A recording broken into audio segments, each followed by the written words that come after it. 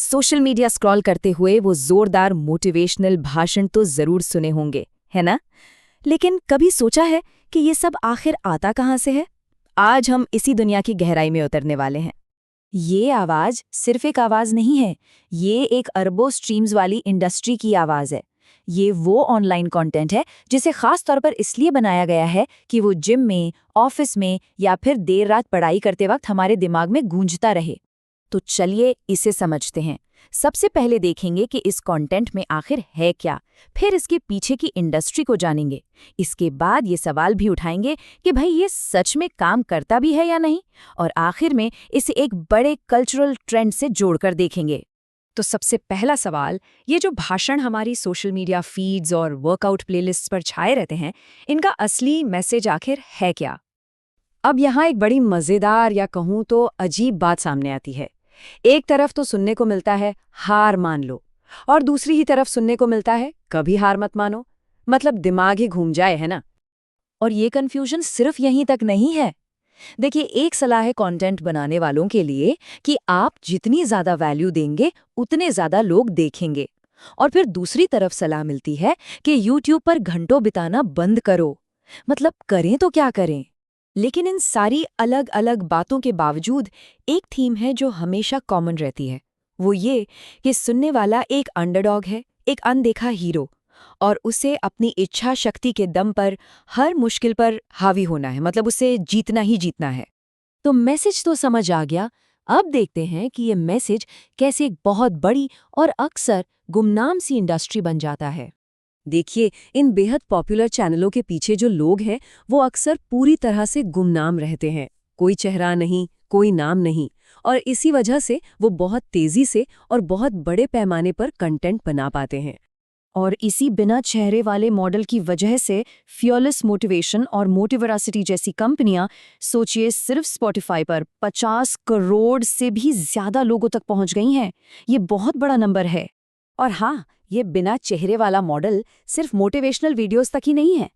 Take tutorial से लेकर वो सुकून देने वाले कुकिंग वीडियोस तक ये हर जगह है। तो होता ये है कि ये लोग बिना क्रेडिट दिए किसी बड़े स्पीकर, एथलीट या लीडर की आवाज़ उठाते हैं, उस पर स्टॉक फुटेज और ड्रामाई म्यूजिक लगाते हैं और वीडियो तैयार। ये एक ऐसा बिजनेस मॉडल है जिसकी नकल करना बहुत आसान और फायदेमंद है। इतना फायदेमंद कि अब तो एक दूसरी इंडस्ट्री ही खड़ी हो गई है जो लोगों को ये सिखाती है कि ऐसा कंटेंट बनाकर पैसे कैसे कमाएं। तो अब आते हैं सबसे बड़े सवाल पर, क्या ये सब सच में काम करता है? क्या इसका कोई सबूत है, या ये बस सुनकर अच्छा लगता है और कुछ नहीं? अच्छा, एक स्टडी ने इसी सवाल का जवाब ढूंढने की कोशिश की, और उन्होंने इसे एकेडमिक परफॉर्मेंस पर टेस्ट किया, और नतीजा काफी दिलचस्प था। रिसर्चर्स ने पाया कि जिन मेल स्टूडेंट्स ने आर्नोल्ड श्वार्ज़नेगर के भाषण वाला मोटिवेशनल वीडियो देखा, उन्होंने बाद के क्विज में औसतन 10% बेहतर स्कोर किया। अब ये कोई बहुत बड़ा अंतर नहीं है, लेकिन असर तो है। लेकिन देखिए, नंबर्स हमेशा पूरी कहानी नहीं बताते। एक kettlebell sport athlete Eilish kid ने अपना अनुभव बताया। उन्होंने कहा कि इस लोन वुल्फ या अकेले भेड़ी वाले मैसेज ने उन्हें और भी ज्यादा अकेला और समाज से कटावा महसूस कराया। तो इसका मतलब क्या हुआ? शायद यही कि कुछ लोगों के लिए ये एक बहुत पावरफुल टूल है, तो वहीं दूसरों के लिए ये अकेलेपन का रास्ता बन सकता है। मतलब असर बहुत पर्सनल है। चलिए, अब इसके कुछ संभावित नेगेटिव साइड्स पर भी नजर डालते हैं। देखिए, जब हर वक्त हावी होने का दबाव होता है तो इसके कुछ नुकसान भी हो सकते हैं। अगर कोई इन सलाहों को जस का तस मान ले तो बर्नआउट या चोट लगने का भी खतरा है। ये स्वार्थ को बढ़ावा दे सकता है, और अकेला भेड़िया बनने की सोच आपको समाज से अलग कर सकती है। और अक्सर ये बड़ी बड़ी मुश्किलों का बहुत ही सिंपल, आक्रामक सा हल बताकर उन्हें छोटा बना देता है। एक और चिंता की बात यह है कि इस तरह के कंटेंट में अब एंड्रयू टेट और जॉर्डन पीटरसन जैसे विवादास्पद लोगों के इंटरव्यूज का इस्तेमाल होने लगा है। तो होता यह है कि सेल्फ इम्प्रूवमेंट के नाम पर धीरे धीरे ज्यादा उग्र विचारधारा भी परोसी जाने लगती है। और ये सब हमें एक बड़े कल्चरल ट्रेंड की तरफ ले जाता है, जिसे कहते हैं हसल कल्चर। हसल कल्चर मतलब एक ऐसी लाइफस्टाइल जहां लगातार बिजी रहना और प्रोडक्टिव होना ही सब कुछ है, जहां लंबे समय तक काम करने को शान की बात समझा जाता है।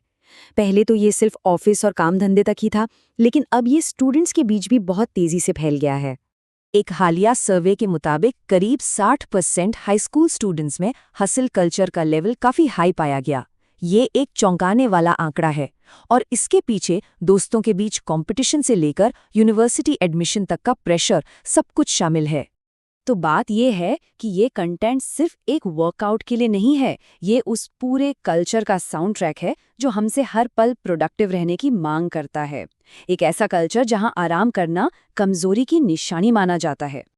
और ये सब हमें एक आखिरी सवाल पर लाकर छोड़ देता है।